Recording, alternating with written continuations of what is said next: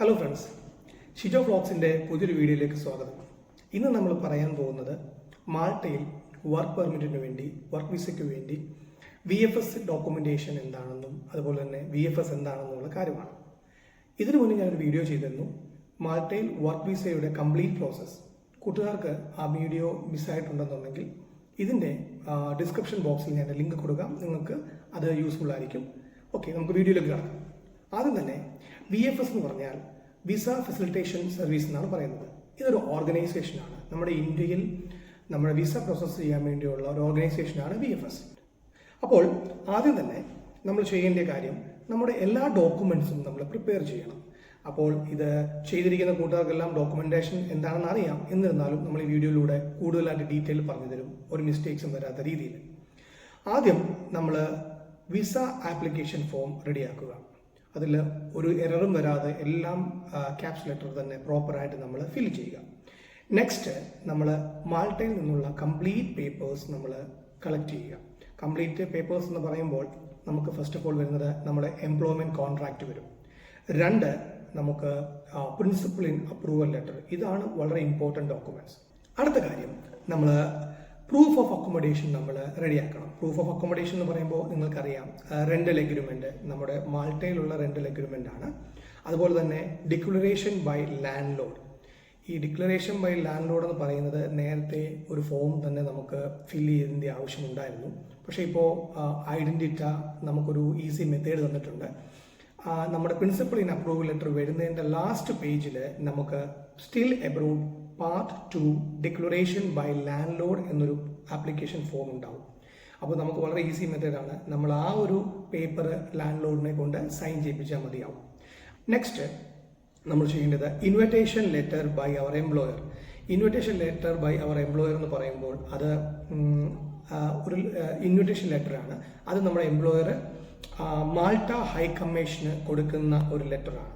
അതുപോലെ തന്നെ നമുക്ക് ഈ അക്കോമഡേഷൻ നമ്മുടെ തരുന്ന ലാൻഡ് ലോഡിൻ്റെ, അതായത് ഹൗസ് ഓണറിൻ്റെ ഒരു ID കാർഡ്, വാലിഡ് ആയിട്ടുള്ള ഒരു മാൾട്ട ഐഡൻറ്റി കാർഡും നമ്മൾ അതിൻ്റെ കൂടെ വെക്കണം. നമ്മൾ ഈ പറഞ്ഞ ഈ ഡോക്യുമെൻറ്റേഷൻ എല്ലാം മാൾട്ടയിൽ നിന്ന് കിട്ടേണ്ടതാണ്. ഞാൻ ഒന്നുകൂടെ എക്സ്പ്ലെയിൻ ചെയ്യാം. നമ്മുടെ employment contract, principal in approval letter, declaration by landlord or still abroad paper, നമ്മുടെ പ്രിൻസിപ്പൽ ലെറ്ററിനകത്തുള്ളത്, പിന്നെ അതുപോലെ തന്നെ നമ്മുടെ ലാൻഡ് ലോഡിൻ്റെ ID കാർഡ്, പിന്നെ നമ്മുടെ കമ്പനിയുടെ ഇൻവിറ്റേഷൻ ലെറ്റർ. ഈ പേപ്പേഴ്സ് എല്ലാം മാൾട്ടയിൽ നിന്നും notary public Malta notarised notary ചെയ്ത പേപ്പേഴ്സ് ആയിരിക്കണം. ഇത് പ്രത്യേകിച്ചൊരു കാര്യം ഞാൻ പറയാം, പലർക്കും ഉള്ളൊരു തെറ്റിദ്ധാരണയുണ്ട്, നമ്മൾ VFSൽ പോയിട്ട് എല്ലാ ഡോക്യുമെന്റ്സും നമ്മൾ ഒറിജിനലാണ് കൊടുക്കുന്നതെന്ന്.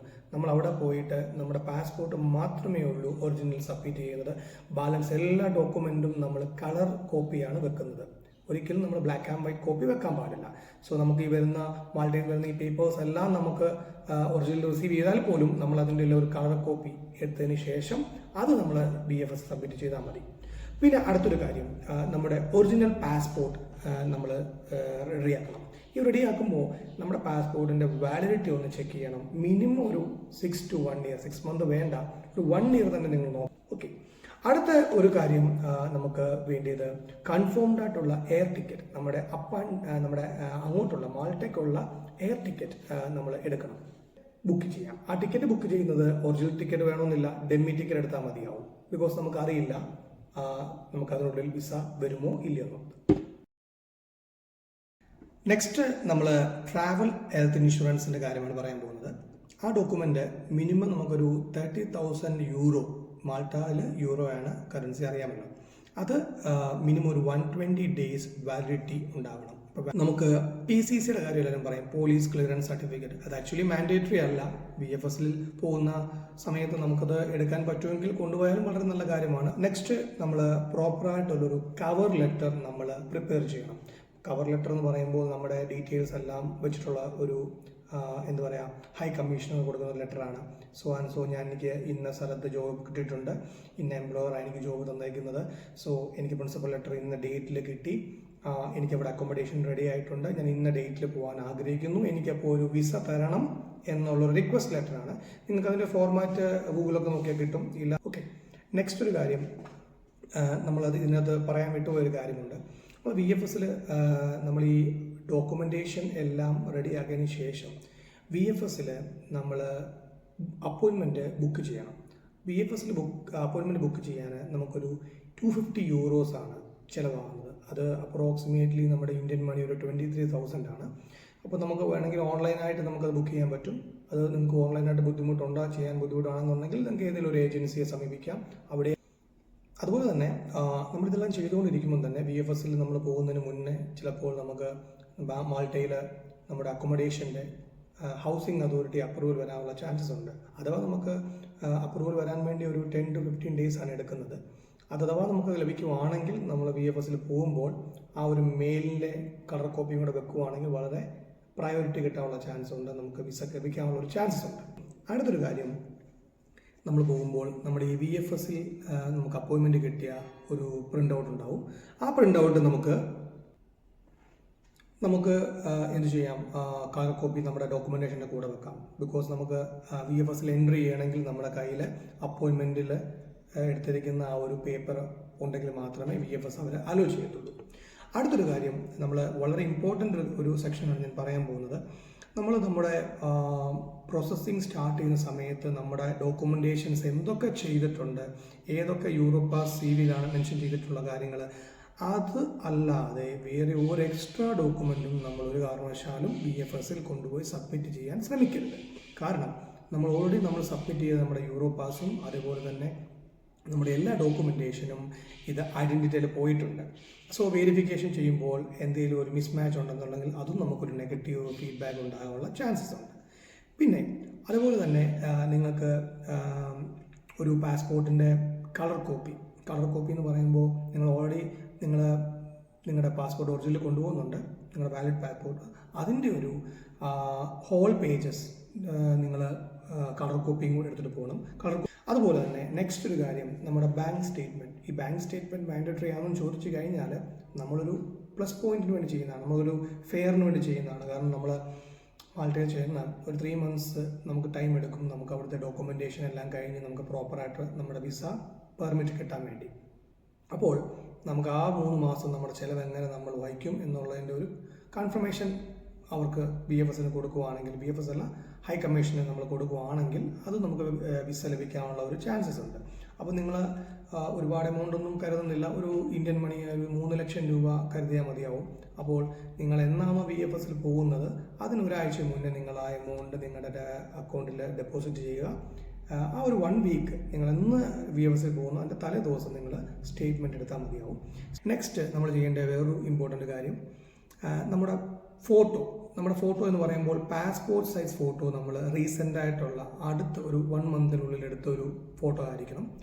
അത് ഫോട്ടോ എടുക്കുമ്പോൾ ശ്രദ്ധിക്കേണ്ട ഒരു കാര്യമുണ്ട്, കഴിവതും നിങ്ങൾ VFSന് അടുത്തുള്ള സ്റ്റുഡിയോ എന്നൊക്കെ എടുക്കാൻ പോവുകയാണെങ്കിൽ വളരെ നല്ലതായിരിക്കും. ബിക്കോസ് അവർക്ക് റിക്വയർമെൻറ്റ്സ് എല്ലാം പ്രോപ്പറായിട്ട് അറിയാം. ഒരു കാരണവശാലും നമ്മൾ സ്പെക്സ് വെച്ച് ഫോട്ടോ എടുക്കാൻ പാടില്ല, അത് അക്സെപ്റ്റ് ചെയ്യത്തില്ല. ബിക്കോസ് ബയോമെട്രിക് ആണ് അവർ ചെയ്യുന്നത്, അതിനൊക്കെ നമുക്ക് ഐ സ്കാനിങ് ഉള്ളതാണ്. അടുത്തത്, നിങ്ങൾക്ക് നിങ്ങളുടെ പാൻ കാർഡിൻ്റെ ഒരു കളർ കോപ്പിയും ആധാർ കാർഡിൻ്റെ ഒരു കളർ കോപ്പിയും നിങ്ങളുടെ കയ്യിൽ കരുതാം. അഥവാ അവർ വേണമെന്ന് പറയുവാണെങ്കിൽ നിങ്ങൾക്ക് കൊടുക്കാം, ഇല്ലെന്നുണ്ടെങ്കിൽ നോ ഇഷ്യൂസ്. നെക്സ്റ്റ്, നമ്മുടെ കയ്യിലുള്ള എല്ലാ കോപ്പീസും വളരെ ഇമ്പോർട്ടൻ്റ് ആണ്. അവർ ഇമീഡിയറ്റ്ലി ചോദിക്കുമ്പോൾ ചിലപ്പോൾ നമ്മൾ ഹറിബറിയായി നമുക്ക് ടെൻസ്ഡ് ആവും, എൻ്റെ കയ്യിൽ ആ കോപ്പി ഇല്ലല്ലോ എന്നൊരു ടെൻഷൻ വരാതിരിക്കാൻ വേണ്ടി ലാസ്റ്റ് മിനിറ്റ് വരെ നമുക്ക് എന്ത് ചെയ്യാം, നമ്മുടെ കയ്യിലുള്ള എല്ലാ ഡോക്യുമെൻസിൻ്റെയും 2 സെറ്റ് അല്ലെങ്കിൽ 3 സെറ്റ് കളർ കോപ്പി നമ്മുടെ കയ്യിൽ കൊണ്ടുപോയാൽ വളരെ നല്ലതായിരിക്കും. അതുപോലെ ഒറിജിനൽ നിങ്ങളുടെ കയ്യിൽ കരുതാം, കുഴപ്പമൊന്നുമില്ല. അതുപോലെ തന്നെ നിങ്ങൾ VFSൽ കയറുമ്പോൾ തന്നെ നിങ്ങളുടെ അപ്പോയിൻമെൻറ്റ് ടൈമിൽ സപ്പോസ് 10 മണി രാവിലെ ആണെങ്കിൽ നിങ്ങൾ കയറുമ്പോൾ തന്നെ നിങ്ങൾക്ക് എൻട്രൻസിൽ ഒരു സെക്യൂരിറ്റി സ്റ്റാഫ് ഉണ്ടാവും. നിങ്ങളുടെ അപ്പോയിൻമെൻറ്റ് പ്രോപ്പറായിട്ട് ചെക്ക് ചെയ്തതിന് ശേഷം അവരകത്തോട് നിങ്ങളെ കയറ്റിവിടും.